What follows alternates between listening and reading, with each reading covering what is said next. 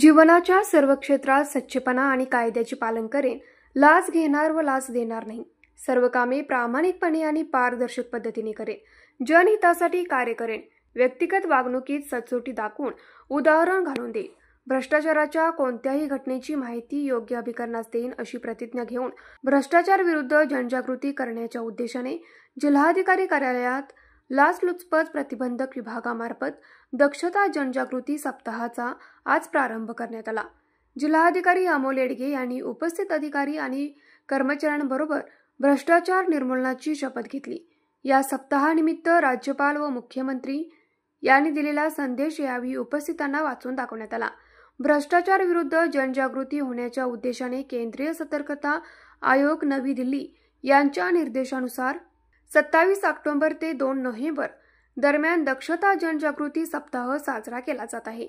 यावेळी अप्पर जिल्हाधिकारी संजय शिंदे, निवासी उपजिल्हाधिकारी संजय तेली, महसूल उपजिल्हाधिकारी डॉक्टर संपत खिलारी, लाचलुचपत प्रतिबंध विभागाच्या पोलीस उपअधीक्षक वैष्णवी पाटील तसेच इतर विभागाचे अधिकारी यावेळी उपस्थित होते.